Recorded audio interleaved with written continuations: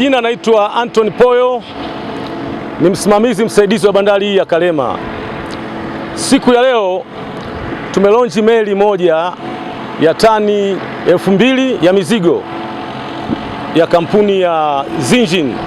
Meli hizi zitafanya kazi ya kuhudumia mizigo katika ukanda huu wa Ziwa Tanganyika katika nchi za maziwa makuu kwa maana ya Zambia, Kongo, Burundi na Tanzania. Meli hizi zimetokana na fursa ya serikali kufungua fursa za uwekezaji ambazo zimepelekea wawekezaji waliowekeza hizi meli kuiona na kuitumia, kwa maana nchi ya Tanzania ina amani na inatoa fursa hizo kwa wawekezaji, kwa sababu wanaamini kwamba wakiwekeza hela yao hawezi kupotea. Kwa kuna kila namna ya kuisifu na kuipongeza serikali ya awamu ya 6 ya Rais Samia Suluhu Hassan kwa kutupa fursa hii. Sisi kama TPA inatuongezea uwezo wa kufanya kazi, kwa maana kupata mizigo mingi tofauti na tulivyoanza hapo awali. Hapa hii leo tuko katika bandari ya Kalema kwa jambo kuu ambalo ni kushusha meli ya 4 katika mradi huu na vile kufanya testing ya meli ya 3 ambazo meli hizi ziko 4 na mradi huu ulianza mnamo mwezi wa 4 mwaka jana 2025.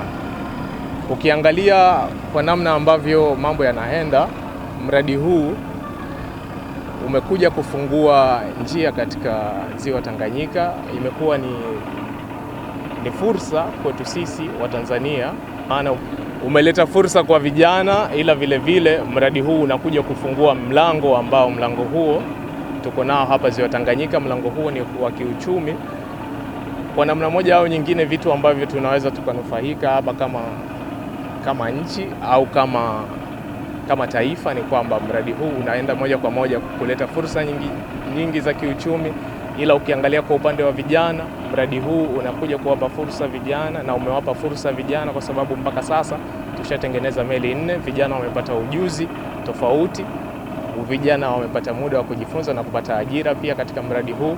Ni jambo la kuishukuru serikali yetu ya awamu ya 6 chini ya uongozi wa mama yetu Rais Samia Suluhu Hassan. Mradi ulianza mwezi April mwaka jana, ila leo hii tuko mwezi Machi mwaka 2026, ila tunakaribia kumaliza mradi wetu na tuko kamilifu kwa zaidi ya 95%. Siri ya mafanikio ya kufanya mradi huu ndani ya muda mchache ni utendaji kazi kwanza, ila vile ni mazingira tuliyokuta katika eneo husika. Sehemu hii ni tulivu, sehemu hii ni nzuri kwa kufanya kazi, ila vile ushirikiano tuliopata kati ya kampuni yetu na serikali. Kwa majina naitwa Aaron Matias Ruvumwa, mimi ni mkazi wa Kalema. Tumepata fursa ya bandari na zimefunguliwa meli 4. Hizi meli 4 kwa sisi watu wa Kalema tunanufaika kwa sababu sisi ni wakulima. Mazao yetu watakuja watu kuja kununua. Mbali na hapo, sisi wenyewe tutapata kazi kwenye meli hizo na kufanya kazi. Kwa hiyo moja hapo ni fursa ambayo tunaweza kuipata Kalema. Tunafurahi kupata fursa hiyo.